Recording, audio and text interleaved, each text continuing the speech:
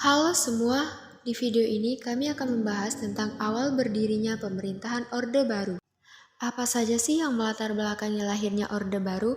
Mengapa peralihan presiden tanpa pemilu?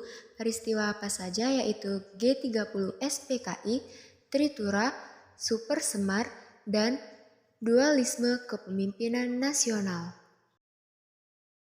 Lahirnya pemerintahan Orde Baru tidak terlepas dari berbagai krisis politik, ekonomi, dan sosial yang dialami Indonesia pada masa demokrasi terpimpin. Salah satu peristiwa penting yang akan kita bahas adalah adanya gerakan PKI pada tanggal 30 September 1965 atau yang dikenal dengan G30 SPKI.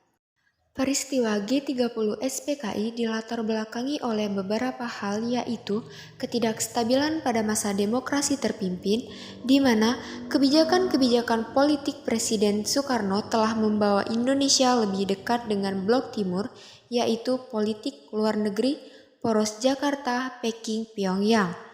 Dicetuskannya konsep Nasakom, nasionalis agama komunis, oleh Presiden Soekarno yang membuat kedudukan PKI semakin kuat, serta adanya konflik antara pemerintah dengan TNI Angkatan Darat yang anti-komunis.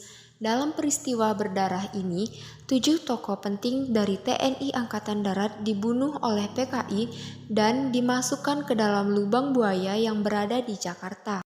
Pasca terjadi G30 SPKI, kondisi politik di Indonesia sangat tidak stabil. Kepercayaan masyarakat terhadap pemerintah semakin menurun. Selain mengalami krisis politik, sebelum lahir Orde Baru, Indonesia juga mengalami krisis ekonomi dan sosial, di mana keadaan perekonomian Indonesia saat itu mencapai tingkat inflasi hingga 600%. Harga-harga barang kebutuhan pokok melonjak tinggi, hingga tidak mampu dibeli oleh masyarakat, sehingga harga yang melonjak, ketersediaan bahan pokok juga semakin langka.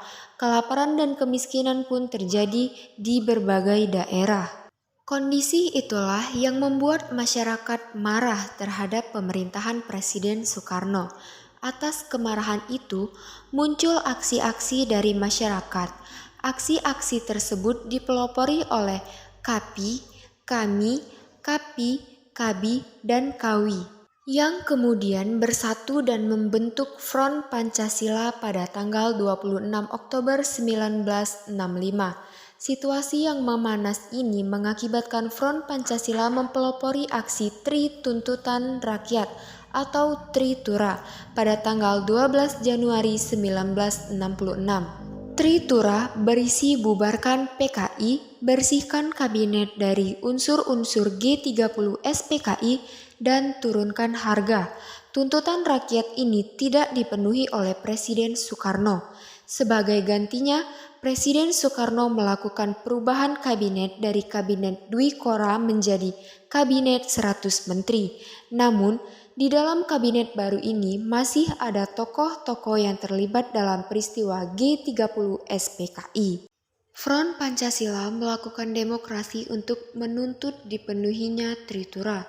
Namun, aksi ini dihadang oleh pasukan Cakrabirawa. Bentrok antara demonstran dan pasukan Cakrabirawa pun terjadi.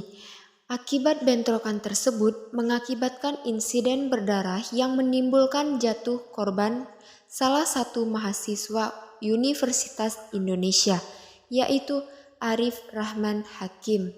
Pada 11 Maret 1966, 3 perwira tinggi Angkatan Darat, yaitu Majen Basuki Rahmat, Brigjen M. Yusuf, dan Brigjen Amir Mahmud, meyakinkan Presiden Soekarno bahwa ABRI, khususnya Angkatan Darat, siap mengatasi segala situasi yang terjadi. Pertemuan Presiden Soekarno dengan ketiga perwira tinggi Angkatan Darat tersebut melahirkan sebuah surat yang berisi perintah kepada Letjen Soeharto untuk memulihkan keadaan dan kewibawaan pemerintah.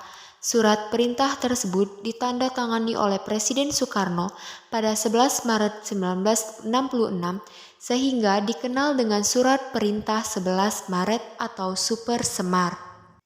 Setelah menerima mandat Super Semar, tindakan pertama kali yang dilakukan Soeharto adalah membubarkan dan melarang PKI beserta ormasnya, terhitung sejak tanggal 12 Maret 1966. Pembubaran ini mendapat dukungan dari rakyat karena salah satu teritura telah terpenuhi. Sejak mengemban mandat Supersmart, nama Letjen Soeharto semakin populer. Kondisi ini berakibat pada munculnya dualisme kepemimpinan nasional. Pada 22 Juni 1966, Presiden Soekarno menyampaikan pidato yang berjudul Nawaksara. Pidato ini disampaikan sebagai pertanggungjawaban atas sikapnya dalam menghadapi peristiwa G30 SPKI. Namun, isi pidato Nawaksara ini ditolak oleh MPRS.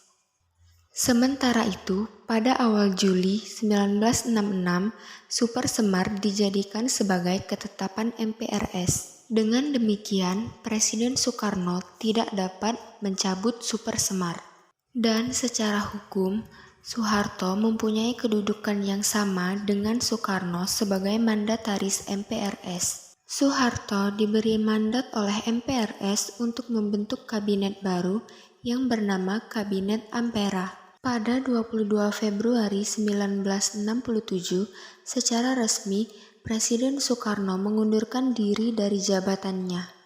Dalam sidang MPRS pada tanggal 7-12 Maret 1967, dihasilkan ketetapan MPRS nomor 30 berisi tentang penarikan mandat Soekarno atas segala kekuasaannya dalam pemerintahan Indonesia. MPRS kemudian mengangkat Soeharto sebagai Presiden Republik Indonesia. Pelantikan Presiden Soeharto dilakukan oleh Ketua MPRS A.H. Nasution pada tanggal 12 Maret 1967. Pelantikan Presiden Soeharto ini menandai bahwa telah mulainya masa Orde Baru di Indonesia. Itulah tadi pembahasan materi mengenai Indonesia pada masa Orde Baru. Terima kasih.